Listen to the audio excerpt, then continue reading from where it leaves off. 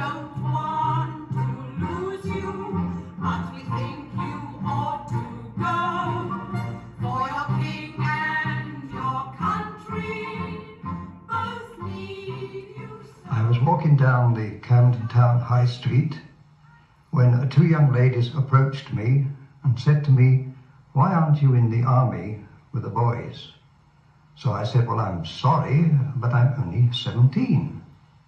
"Oh, we've heard that one before." She put her hand in her bag and pulled out a feather. I raised my hand thinking she was going to strike me when this feather was pushed up my nose. Well, that's certainly one way of saying somebody's a coward for not wanting to fight in the First World War. If only those people trying to be recruited, those young boys trying to be recruited, could see pictures like this in the background, maybe they'd think twice about wanting to sign up. Welcome to this revision guide then to Disabled by Wilfred Owen. We're going to look at the normal criteria for the GCSE Poetry Anthology, its meaning, language and structure. Let's start off then by thinking about the First World War, that is the war this poem is set in, but thinking about how the nation felt about war at the time. In early war days, so 1914 to 1916 and the Battle of the Somme, many of the troops were optimistic, patriotic, nostalgic, loving the idea of Britain being an empire and fighting for their country. There was a focus a bit on nature, the idea of loving the British countryside and wanting to protect it. Many of the young boys wanted to sign up would also want to be heroes, the idea of being a bit like their dad, who fought for the British Empire and made the British Empire great. They might also have had a very similar opinion to those people on the home front. Both soldiers and those at home would want our soldiers to fight and be brave and courageous for the good of their country. Now that all changed after the massacre of the Somme in 1916. People became cynical and began thinking of war as being not necessarily a good thing. They're more realistic about what they might expect there. The idea of trench warfare suddenly became at the forefront of people's minds. The idea of futility would be there as well. Actually, what would be the point of me signing up? Why would we possibly win just because I've signed a sheet of paper and started fighting for my country? Many were angry and felt misled by the government about how bad war actually was. And worse, many might even feel betrayed by their country in lying to them and making out that war was this wonderful adventure rather than the torrid, miserable situation many of the soldiers found themselves in. Wilfred Owen was one of those that did sign up to the war. When war broke out in 1914, Wilfred Owen joined the army the following year, aged 22. Before long, he had to return to England to get treatment for shell shock, what we today call post-traumatic stress disorder, severe anxiety brought on by a stressful situation like war. Owen, though, chose to return to the trenches a year later and wrote some of his best-known poems there. He was determined to go and fight to save his friends rather than his country, and so wouldn't just lie in a hospital bed while his friends lay in trenches being shot at by the Germans. He was decorated for his courage in battle before being killed on the 4th of November 1918, exactly 1 week before peace was declared and war finally ended. Before we move on to the poem itself, let's hear a bit about Wilfred Owen. Wilfred Owen enlisted in the British Army in 1915. He returned to England in 1917 because of shell shock. Owen started writing poetry about the war when he was in hospital. His poems are now famous, but they weren't at the time. Second Lieutenant Wilfred Edward Salter Owen, Manchester Regiment, 24 years of age, soldier and poet. I came here to this hospital 3 months ago. They say I'm suffering from shell shock. In this war, men see such terrible things that sometimes our minds are damaged. And that's when they send us to places like this. I'm not the only poet here. The famous poet Siegfried Sassoon is also a patient. He's been really inspirational to me. Sassoon says that soldier poets should write about what they know, they should write about the war. He says it's our duty to write poems about what we've seen, to show people what war is really like. And that's what I'm trying to do in this poem. We'd been under enemy bombardment for 8 days. We hadn't slept for a week, and then we had to march 8 miles back in the mud and the freezing rain. I looked at the men. They were filthy, ill, exhausted. Some were so tired they couldn't see properly, and some had even fallen asleep as they marched. When they come to France just a few months before, they'd been strong, young men, and now they were old and broken. I want my readers to see those men. It was men like those that Wilfred Owen describes there that went on to form his poem, Disabled, that we're going to look at now. Here he describes those once brave men who went to fight for all the right reasons for their country, becoming half men, people who could no longer walk, who could no longer function in society. Disabled by Wilfred Owen. He sat in a wheelchair, waiting for dark, and shivered in his ghastly suit of grey, legless, sawn short at elbow. Through the park, voices of boys rang saddening like a hymn, voices of play and pleasure after day, till gathering sleep had mothered them from him. About this time town used to swing so gay, when glow lamps budded in the light blue trees, and girls glanced lovelier as the air grew dim. In the old times, before he threw away his knees. Now he will never feel again how slim girls' waists are, or how warm their subtle hands. All of them touch him like some queer disease. There was an artist silly for his face, for it was younger than his youth last year. Now he is old. His back will never brace. He's lost his colour very far from here, poured it down shell holes till the veins ran dry, and half his lifetime lapsed in the hot race, and a leap of purple spurted from his thigh. One time he liked a blood smear down his leg, after the matches carried shoulder high. It was after football, when he'd drunk a peg. He thought he'd better join. He wonders why. Someone had said he'd look a god in kilts. That's why. And baby too, to please his Meg. Aye, that was it. To please the giddy jilts, he asked to join. He didn't have to beg. Smiling they wrote his lie. Aged 19 years. Germans he scarcely thought of, and no fears of fear came yet. He thought of jewelled hilts for daggers in plaid socks, of smart salutes, and care of arms, and leave, and pay arrears, esprit de corps, and hints for young recruits.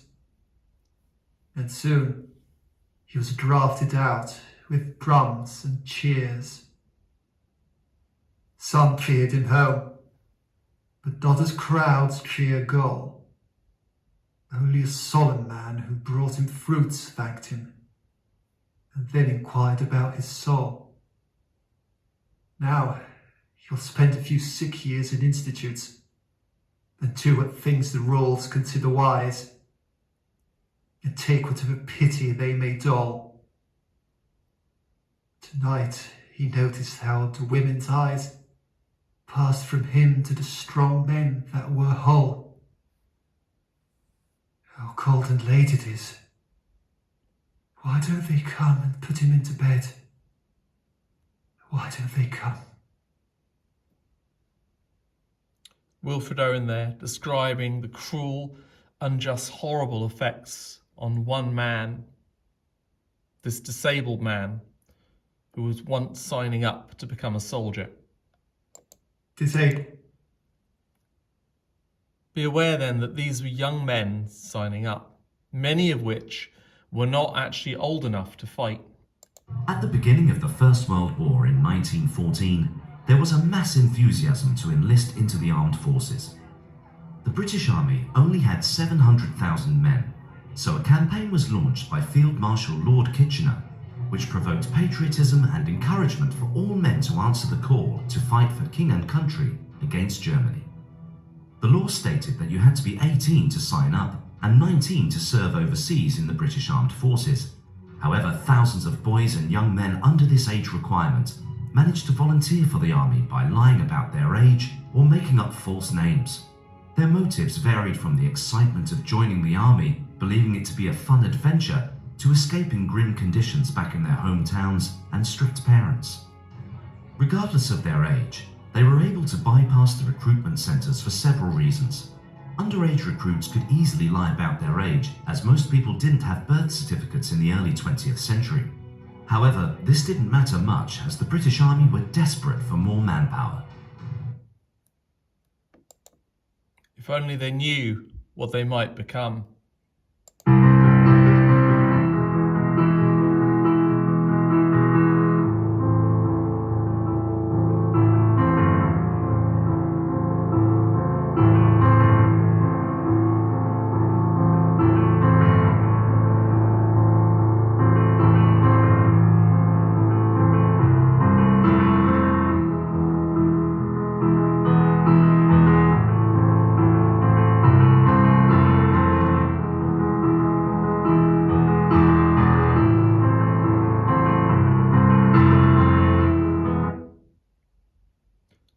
Owen wanted to show how cruel war was, how it ruined young men with their futures ahead of them.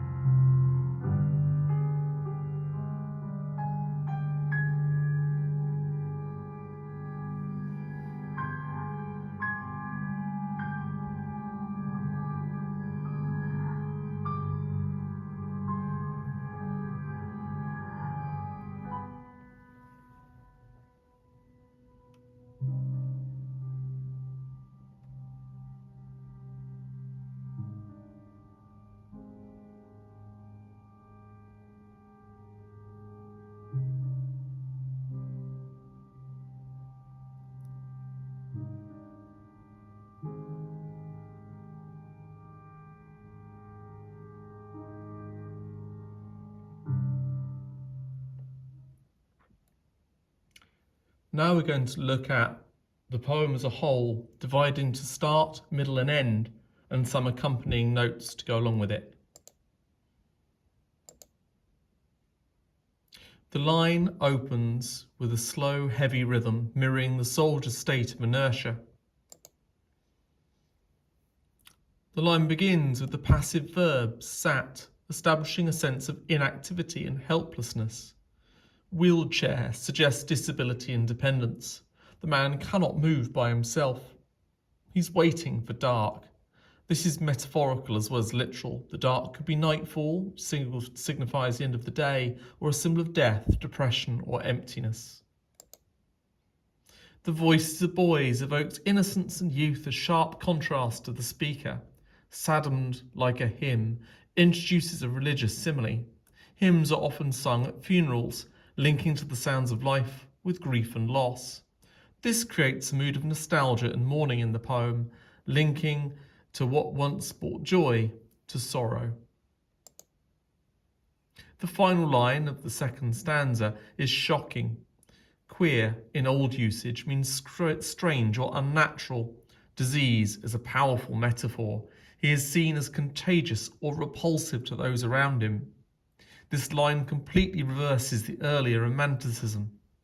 He is now socially and sexually rejected, ending the stanza with a sense of dehumanization and humiliation. Stanza 2 seems to focus on the past, vibrancy, youth, romance, followed by a sharp return to the grim reality the disabled man faces. As we move to the middle stanza, or the middle of the poem, this stanza marks a temporal shift. We move from present-day consequences, described in earlier stanzas, to the moment of injury and its immediate context. It provides a bridge between the youthful naivety of the soldier of his enlistment to the painful aftermath as he got shot in the middle of a war zone. He has become physically pale or bloodless. Commonly severely injured or disabled individuals suddenly become pale. The word colour is metaphorical, suggesting vitality, youth, national identity, or even life force. There's also an implication of lost innocence here, as the colour disappears from his life. The word poured suggests a passive, uncontrollable loss. He could not stop his blood from draining, and by extension, his life and energy is also draining. Shell holes are harsh, realistic detail from the battlefield. They evoke a waste and futility there, as if these are holes in men's lives. Veins run dry is a metaphor for complete exhaustion, both physically and spiritually. It also implies death or near death. There's violent, sudden imagery about halfway through this stanza. This leap of purple, combining motion and colour to suggest an eruption of blood. Purple can link to royalty or sacrifice, but here it highlights the grotesque vividness of the wound. This is the stanza's most graphic moment, emphasising the brutality and irreversibility of his injury. The specificity of the wound from his thigh brings trauma into sharp physical focus.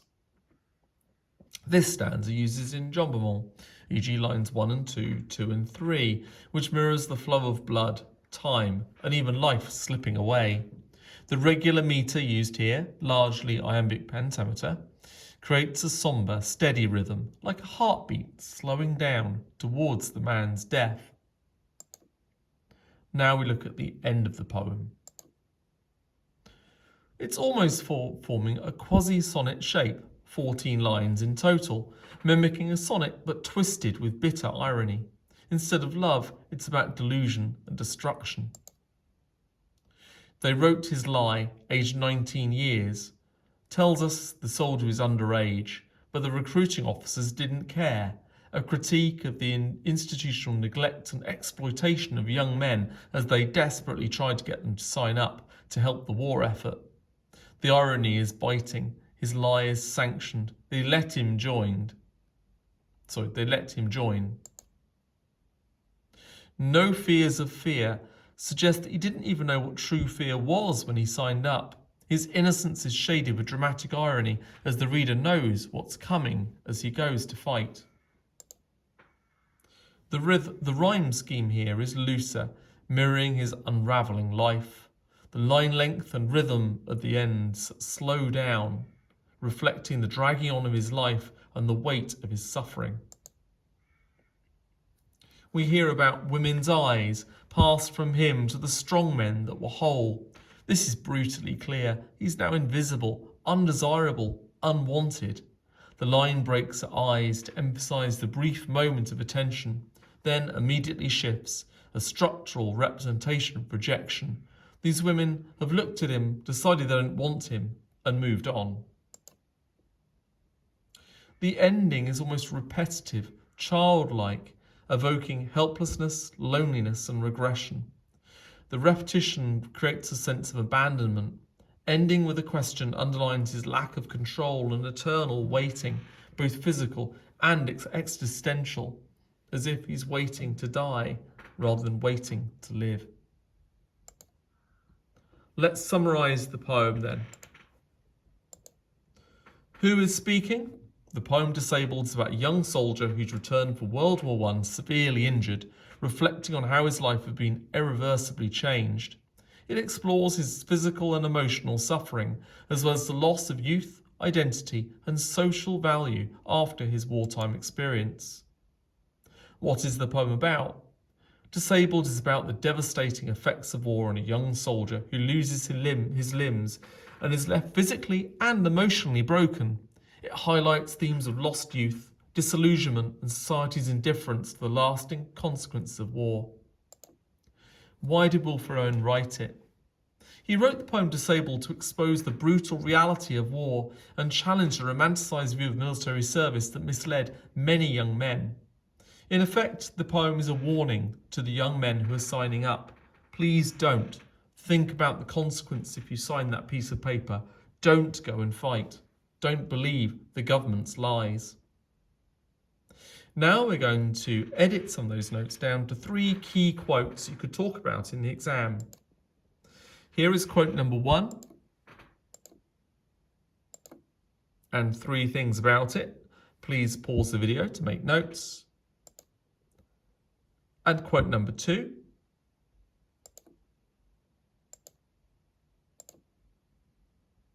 With notes there, as you can see. And quote number 3.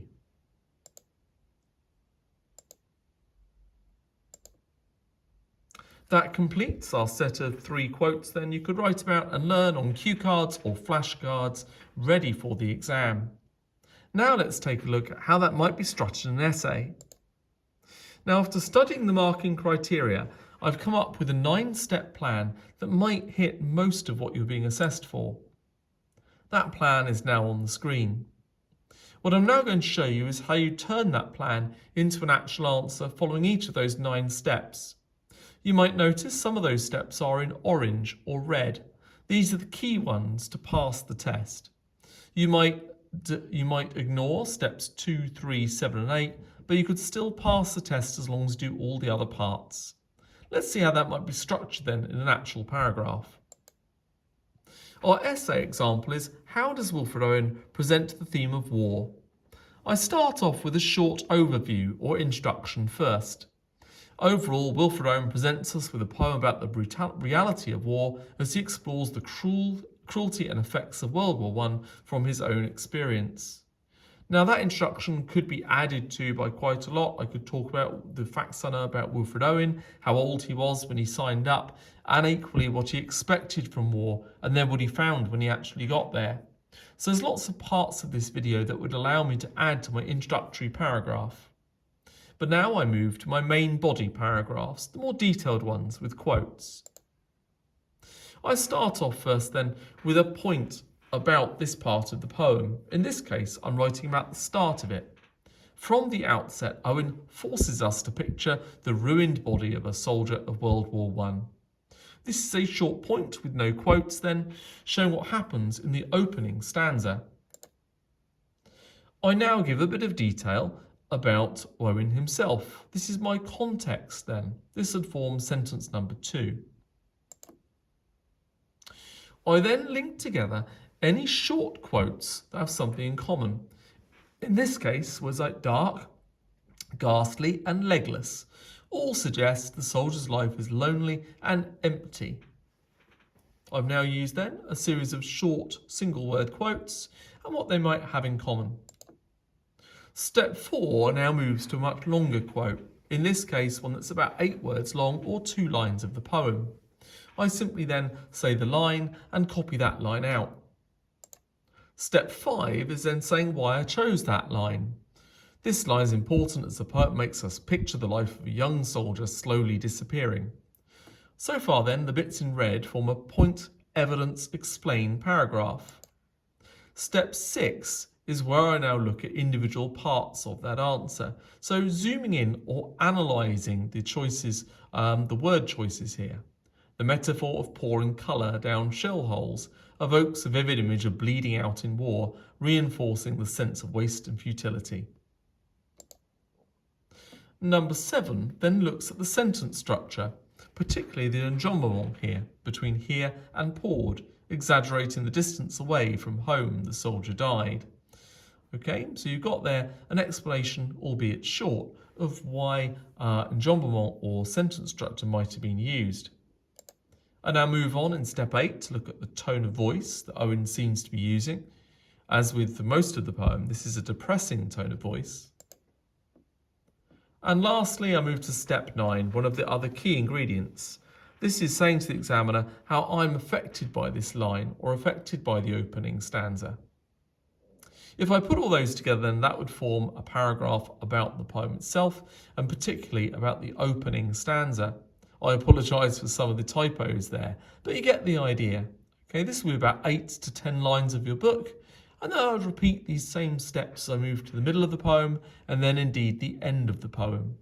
I hope that's useful to see one way, out of many ways of course, that you might meet some of the exam criteria. Thank you very much then for listening or seeing or watching even this revision guide to the poem Disabled by Wilfred Owen. I'm Mr. McFloyd. Thank you very much for listening and I hope you'll join me for the next one.